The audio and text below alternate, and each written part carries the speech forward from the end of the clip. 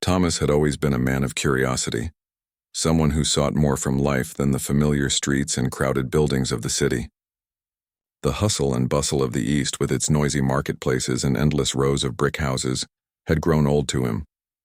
His soul longed for something deeper, something more authentic. One day, while flipping through an old travel magazine, he stumbled upon an article about the American West and the Native American tribes that lived there. There was something about the vast landscapes, the spirit of freedom, and the unique cultures that captured his imagination. He dreamt of stepping into that world, experiencing it for himself, and seeing the land where the sun stretched endlessly across the sky. It wasn't long before Thomas packed up his belongings and set out on a journey westward, his mind filled with visions of deserts, mountains, and the wild unknown. He traveled by train and wagon, passing through small towns, rugged trails, and endless stretches of wilderness. His heart beat with excitement as the familiar sights of the city faded behind him. The air in the west felt different, crisp and fresh, carrying the scent of pine and sage. It was a place that promised adventure. After several weeks of travel, Thomas finally arrived in a small Apache village, nestled in a peaceful valley. The settlement was simple but full of life. The homes were made from brush and wood, the ground covered in dust and dirt, and the air alive with the sound of children playing and elders talking. As Thomas stepped off the wagon and looked around, he felt as if he had entered a different world altogether.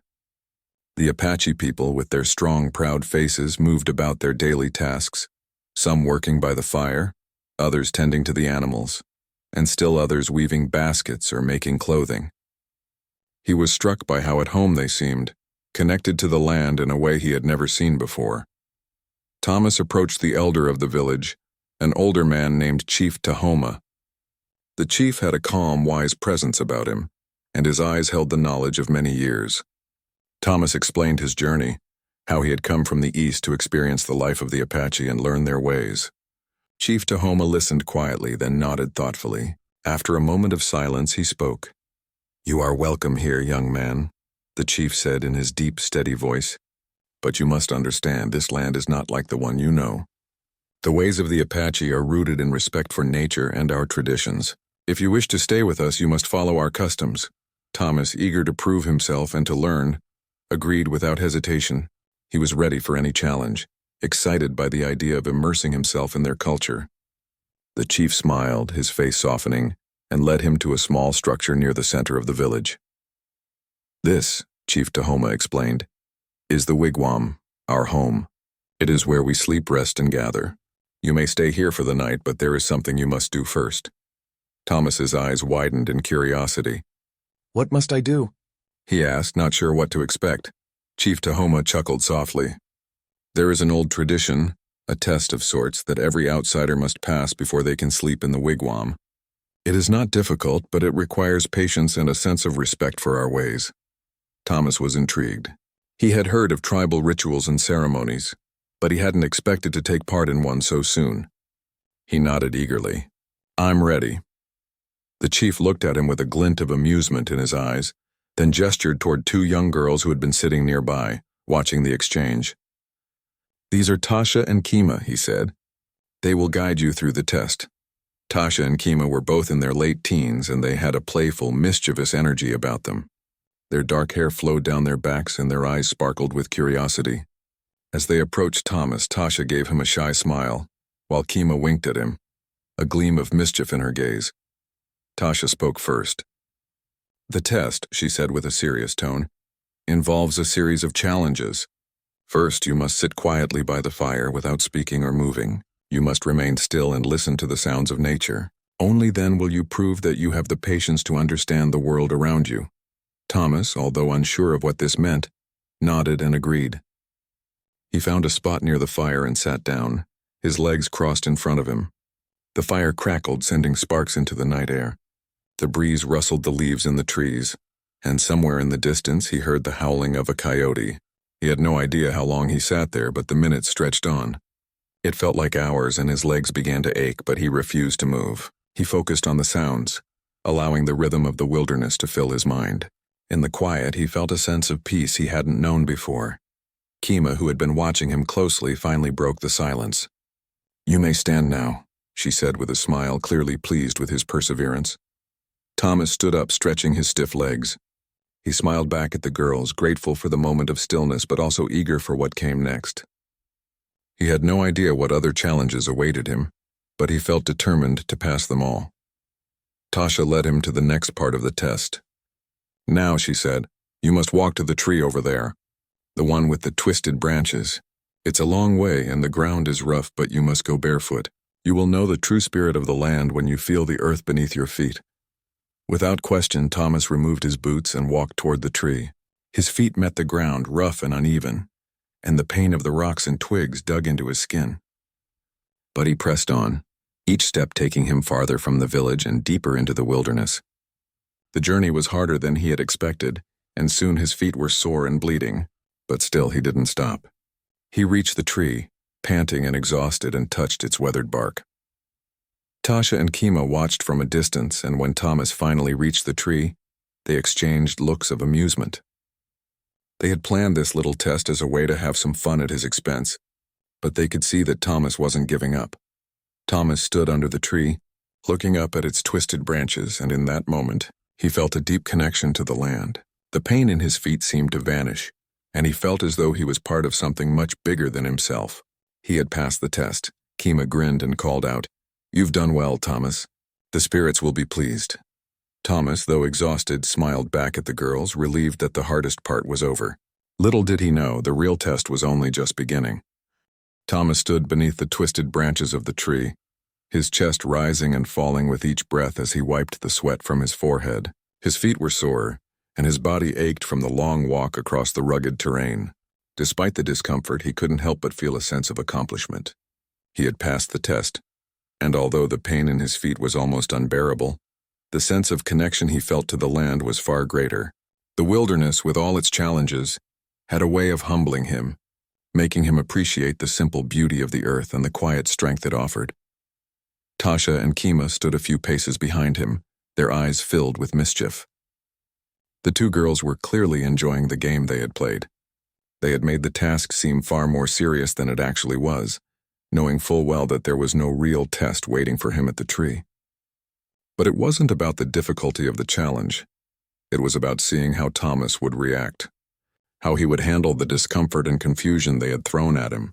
Kima, the younger of the two, was barely able to hide her laughter. She giggled softly, her dark eyes sparkling with a playful glint. "You made it," she said, her voice light and teasing. "But did you really think the spirits would bless you so easily?" Thomas turned around, finally understanding that he had been part of a joke. He looked at both girls, his face a mix of surprise and amusement. "You tricked me, didn't you?" he asked, trying to hold back a smile. Tasha, more composed but still wearing a smirk, nodded. "Yes, we did," she said. "There was no real test, but we wanted to see if you would give up, if you would turn back in pain, and you didn't. You kept going even when it hurt." Thomas laughed, feeling a sense of relief. His feet were still throbbing and the night air was growing colder, but he had no ill feelings toward the two girls. In fact, he was impressed. They had taught him something important without meaning to. Persistence was a key part of survival, and they had shown him that even when things seemed difficult, it was important to push through. As he walked back toward the camp with Tasha and Kima, the two girls chatted amongst themselves, their voices light and full of energy. Tasha was the older sister, a bit more serious but still playful in her own way.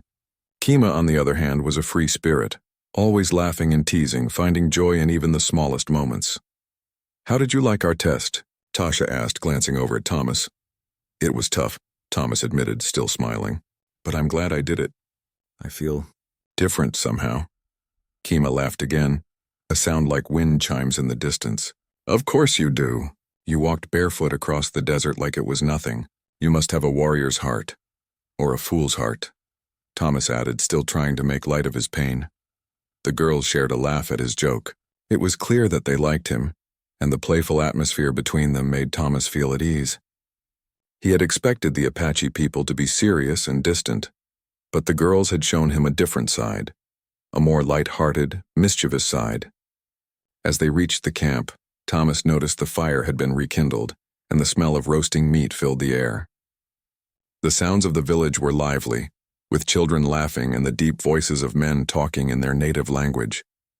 The chief, Tahoma, stood by the fire, watching the scene unfold. He gave Thomas a knowing look, one that suggested he had been aware of the girl's little prank all along. Despite this, the chief didn't seem angry or upset. In fact, he seemed to approve of the fact that Thomas had taken the challenge in stride. The way he had handled the situation with patience and good humor had earned him respect in the chief's eyes. "You did well," Chief Tahoma said as Thomas approached. "The test may not have been real, but your spirit is. You did not give up, and that is something we value here." Thomas nodded, grateful for the chief's words. "I'm just glad I made it through." "Now you are welcome to sleep in the wigwam," Tahoma continued, his voice calm and steady. "Rest here tonight, and tomorrow we will see more of our way of life." The night was falling quickly and the warmth of the fire felt inviting. Thomas, though tired, was eager to see more of the Apache culture. He had come all this way not just to observe but to learn, and this was just the beginning. The chief motioned for him to sit by the fire, where a plate of roasted meat and bread had been prepared for him. The aroma of the food made Thomas's stomach growl, reminding him just how long it had been since his last meal. As they ate, the two girls continued to talk with each other, laughing and telling stories of their childhood. Tasha spoke of the time she had wandered into the mountains alone, only to be found by her father hours later, worried sick. Kima told tales of the animals she had seen in the wild, foxes, rabbits, and hawks, and how she had once befriended a young deer. Thomas listened intently, fascinated by their stories, and for the first time he felt as though he was truly becoming a part of something. "I never imagined life could be like this," he said, looking around at the simple yet vibrant life of the village. "Back in the East, everything feels so rushed, so chaotic. But here there's a sense of calm, of being at peace with everything around you." Tasha nodded thoughtfully. "That's what we strive for here. We live in harmony with nature, with the land. Everything has a purpose, even the smallest things. The trees, the animals, the earth beneath our feet. It all teaches us something." Kima leaned in closer, her eyes mischievous once again. "And sometimes," she said with a wink, "it teaches us to have fun with the strangers who wander into our camp." Thomas laughed, remembering the test they had put him through. "I'll remember that next time," he said. "But I do have to admit it was a lot of fun. You two really know how to make a guy work for his rest." The girls grinned, proud of their prank. But as they sat there, laughing together by the fire, Thomas realized that the true gift they had given him wasn't just a playful challenge. It was a deeper understanding of life. In a world that often moved too quickly, the Apache people had taught him the value of patience, of finding joy in the moment, and of connecting with the land and those around you. As the fire crackled and the night grew deeper, Thomas felt a sense of peace settle over him. The road ahead was still long and there was much more to learn, but for now he was content. He had found something rare and valuable, friendship, wisdom, and a place where he truly belonged, even if only for a little while. The sun had begun to dip beneath the horizon, casting an orange glow across the vast desert. The air was cool now, and the flickering light of the fire seemed to dance on the faces of the people around the camp. Thomas sat beside Tasha and Kima near the warmth of the flames, enjoying the sense of peace that had settled over him. The day had been full of surprises, and he was beginning to feel more comfortable in this Apache village than he ever thought he would. After their laughter settled, the girls exchanged a look. It was a shared understanding, a moment of silent communication that only they could understand. Finally, Kima, the younger of the two, spoke up. Her voice was soft, but there was a glimmer of mischief in her eyes.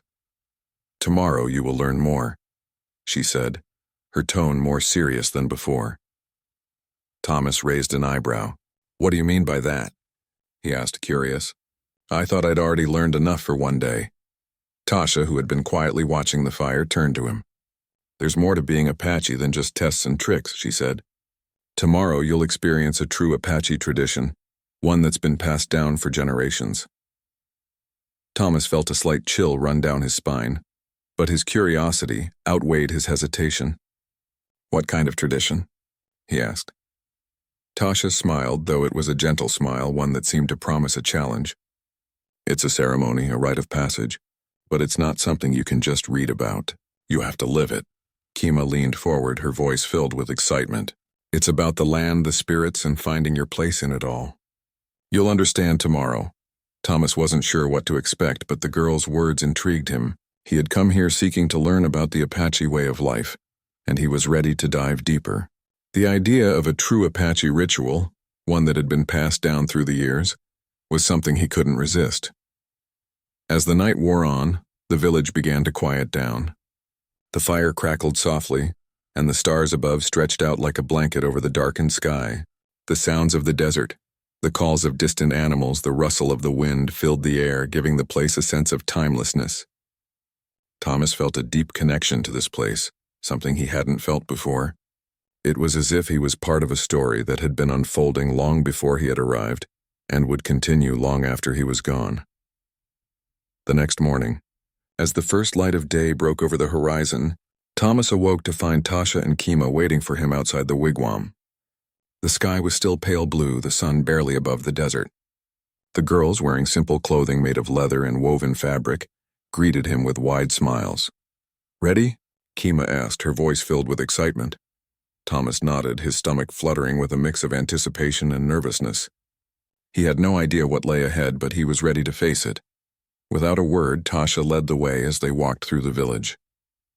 The people were already awake, going about their daily tasks, tending to animals, preparing food, and talking in low voices. The village had an energy to it, a rhythm that seemed to pulse in time with the earth itself. Thomas couldn't help but feel the weight of history around him. The generations of Apache who had lived and thrived on this land. They reached the edge of the village, where a small group of Apache elders had gathered.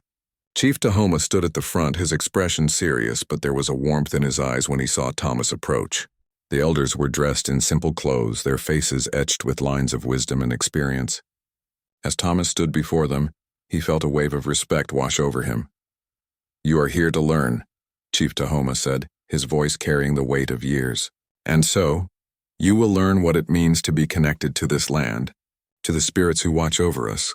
Thomas nodded, though he still wasn't entirely sure what the chief meant by connected. The ceremony, whatever it was clearly important. The elders began to arrange themselves in a circle, and Tasha and Kima stood off to the side, watching intently. The chief motioned for Thomas to step forward. "This is not a test, Thomas," he said. "This is a ceremony of connection. You will be given the chance to find your place in the world, to understand the balance between yourself and the land. But first you must listen." Thomas listened carefully, unsure of what to expect. The chief continued, speaking softly. "The Apache believe that the land is alive, that everything around us has a spirit, every rock, every tree, every creature. And we are all connected. Our lives, our spirits are intertwined with this earth. To understand this, you must be still, you must listen to the land. Only then will you know your true path," Tasha, standing nearby, explained further. "The ceremony involves a walk into the wilderness. You will go alone into the desert, where you will spend time with nature. You will listen, feel, and experience what the earth has to say to you." Thomas felt a strange sense of awe mixed with nervousness. "I walk alone?" he asked. "Yes," Kima replied, her tone serious now. "You must walk without fear, with only the land to guide you. The spirits will watch over you, but you must trust in your own strength to listen." With that, the chief handed Thomas a small pouch. Inside it contained a few simple items, some dried herbs, a piece of cloth, and a small stone. "These are to help you focus," the chief explained. "The herbs will calm your mind. The cloth will protect you. The stone is a gift from the earth to remind you that you are never alone." The girls stepped back, giving Thomas space. As he held the pouch in his hands, he felt the weight of the moment. This wasn't just a physical walk. It was a spiritual journey, a rite of passage into something much deeper. Without another word, the chief nodded to him. "Go now, Thomas. Let the land show you your way." And with that, Thomas set off, stepping into the desert, the vast expanse of sand and rock stretching out before him. The wind whispered in his ears. The scent of sagebrush and dust filled his nostrils. For a moment, everything felt so quiet, so still. It was as if the world was holding its breath, waiting for him to take the first step. As he walked, he thought about the chief's words, the idea that everything had a spirit, that the land itself was alive. The desert, with its harsh beauty and wide emptiness, seemed to stretch on forever. It was a place that demanded respect, and as he walked, he began to listen. not just with his ears, but with his heart. The sun rose higher in the sky, casting long shadows across the sand. Thomas found a small rock outcropping and sat down, closing his eyes.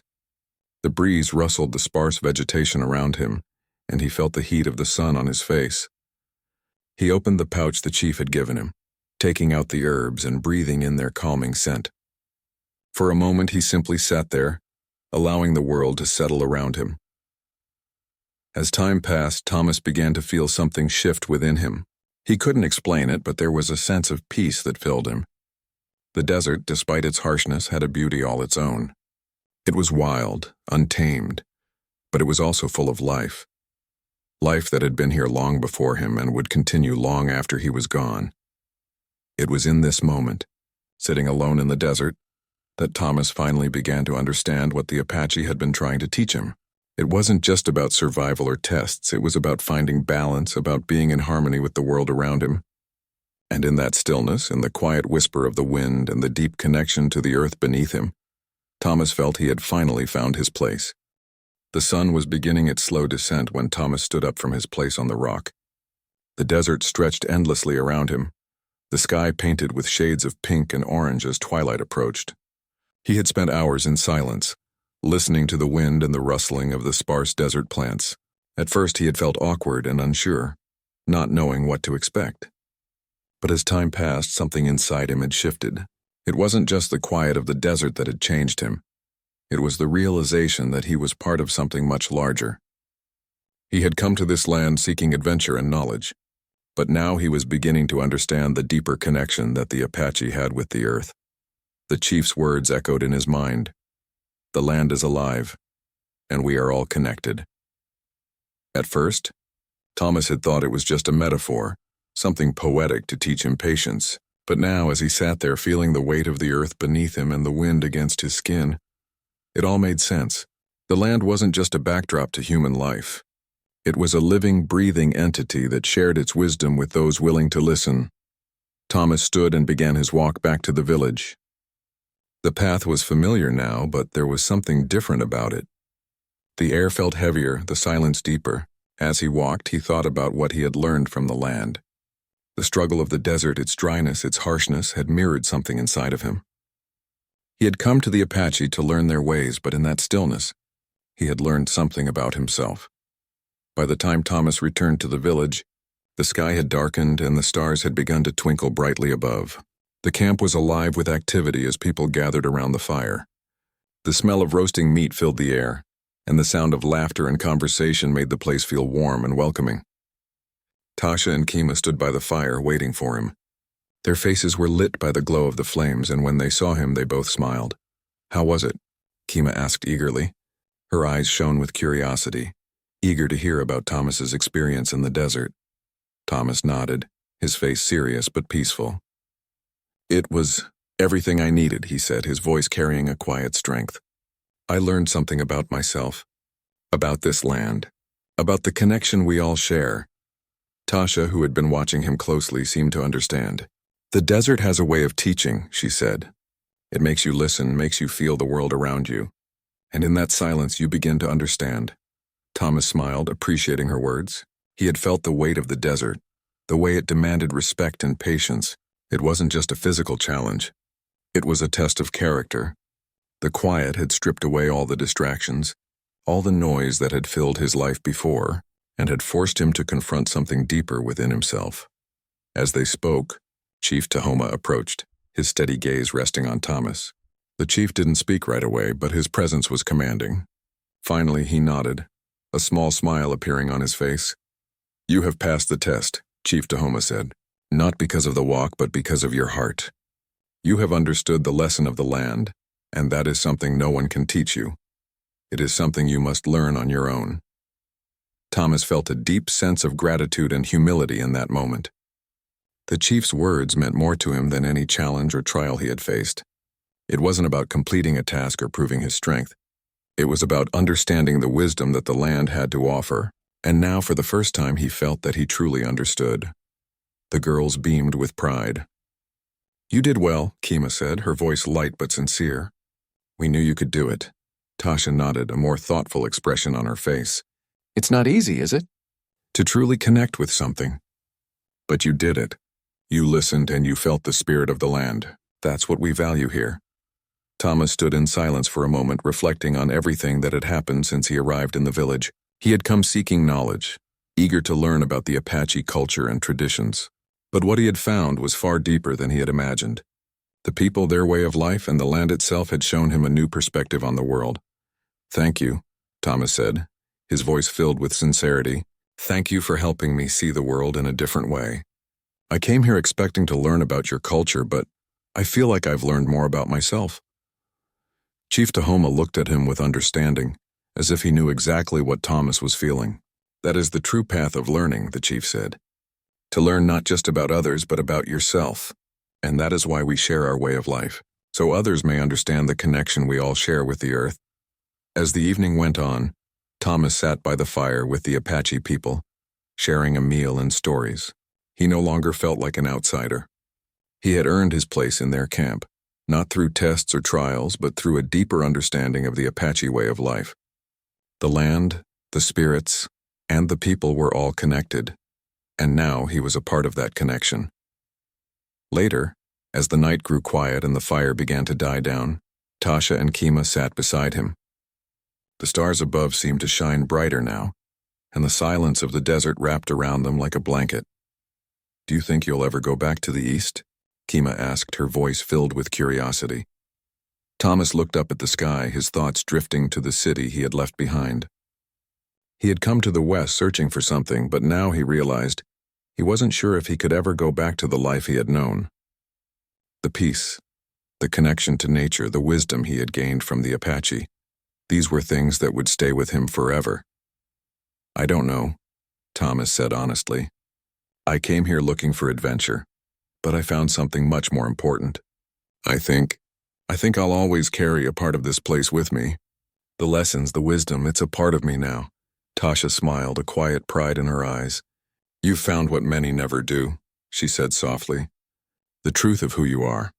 As the night stretched on, Thomas felt a sense of contentment settle over him. He had come here seeking knowledge, but he had found something much deeper. He had found a new way of seeing the world, a new way of being. And for the first time in a long while, he felt at peace. The desert, with its vastness and silence, had revealed something profound to him. It wasn't about conquering the land or mastering its challenges.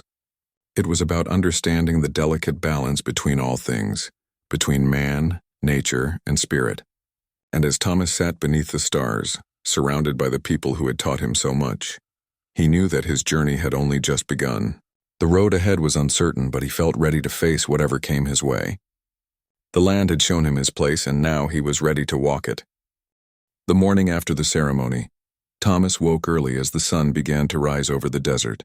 The soft pink hues of the sky blended with the golden light that slowly spread across the land, casting long shadows over the village.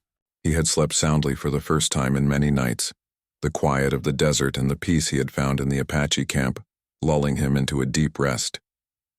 When he opened his eyes, the warmth of the sun on his face and the gentle breeze through the trees reminded him that he was no longer just an outsider in this land.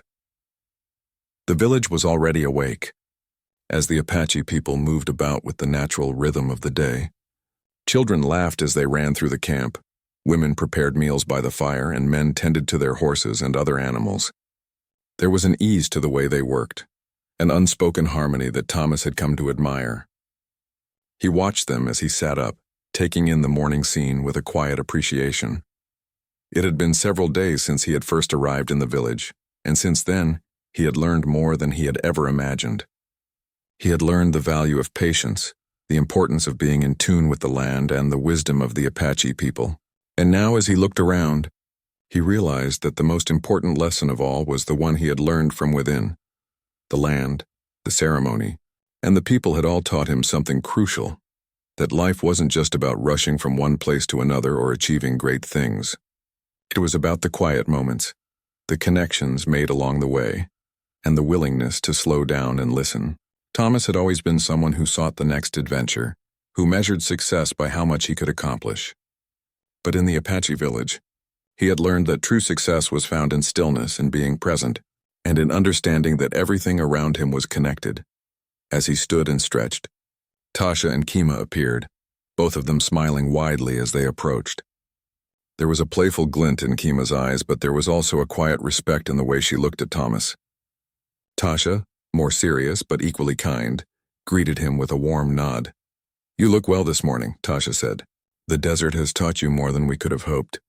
Thomas smiled, feeling a sense of peace settle over him. "I think it's taught me everything I needed to know," he said, his voice quiet but sincere. "I came here looking for adventure, but I found something much deeper. Something I didn't even know I needed." Kima raised an eyebrow, curious. "What do you mean?" Thomas thought for a moment before answering. "I thought that the more I traveled, the more I would learn. But what I've learned here is that sometimes the greatest lessons come from slowing down, from connecting with the earth and listening to it. Instead of just trying to conquer it, I've realized that life isn't about always moving forward.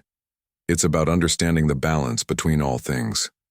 Kima nodded thoughtfully, her usual mischievous expression softening. "You've learned the most important thing then," she said. "Balance." The Apache believed that balance is key to everything, in nature, in relationships, and in life itself. Tasha smiled gently. "The land has a way of teaching that, whether we realize it or not. It gives us the space to learn, to reflect, and to understand who we are. You've spent so much time running, Thomas. You never gave yourself a chance to truly listen." Thomas nodded, the truth of her words settling deep within him. It had taken him far longer than it should have to understand this simple truth. But now, as he stood in the Apache village, surrounded by the quiet beauty of the desert and the wisdom of the people, he felt a deep sense of peace that he had never known before. Later that day, Chief Tahoma approached him, his wise eyes glinting with the knowledge of years. He had been watching Thomas, observing his quiet transformation. The chief had seen many travelers pass through the village. Some stayed only for a night, while others came seeking something more. But Thomas had struck a chord with him, and the chief had sensed that the young man was different. He had come here seeking adventure, yes, but he had left with something far more valuable than just stories to tell. "You have learned much in your time here, Thomas," the chief said in his deep voice. "But the most important lesson you can carry with you is this: the land, the people, the spirits, all are connected. We do not exist in isolation, and when we forget this, we lose sight of our place in the world. But when we remember that everything is connected, we begin to understand the true meaning of harmony." Thomas listened closely, absorbing the chief's words. He had learned many things during his time in the Apache village, but this was the heart of it all: harmony. The idea that life wasn't about fighting against the world, but about finding balance with it. The chief's words rang true in his heart, and for the first time Thomas felt truly at peace. "You've given me more than I could ever repay," Thomas said, his voice filled with gratitude. "I came here looking for knowledge, but I've found something much more valuable. I found a new way of seeing the world." Chief Tahoma gave a small, knowing smile. "The world does not change, Thomas. But when we change our way of seeing it, everything becomes clearer. You will carry this wisdom with you wherever you go." That evening, as the village gathered around the fire for the final time during his stay, Thomas felt a deep sense of connection to everyone around him. He had come to the village as a stranger, an outsider looking to understand a different way of life. Now, as he sat beside the fire, he felt like he was part of something much bigger. He was no longer just a traveler passing through. He was someone who had learned the value of connection, to the land, to the people, and to himself. The fire crackled as the elders shared stories of their ancestors, of battles fought and lands claimed. The younger children ran and played, their laughter filling the night air. Tasha and Kima sat beside him, telling stories of their own childhood and teasing him about his adventure in the desert. Thomas listened, laughing along with them, but inside he felt a deep sense of gratitude for everything he had learned. The village had shown him that life wasn't about constantly searching for the next big adventure or challenge. It was about appreciating the small moments, the connections made, and the beauty of simply being present in the world around him. As the night came to a close, the stars above seemed brighter than ever, and Thomas knew that his journey was far from over. The road ahead would take him to many places, and he would face many more challenges. But now he understood that the key to truly understanding the world wasn't about conquering it. It was about finding harmony with it. The Apache had shown him this, and for that he would be forever grateful. As he lay down to sleep that night, surrounded by the warmth of the fire and the peace of the desert, Thomas knew that he had found something more valuable than any treasure. He had found the wisdom of the land, and in doing so he had found himself.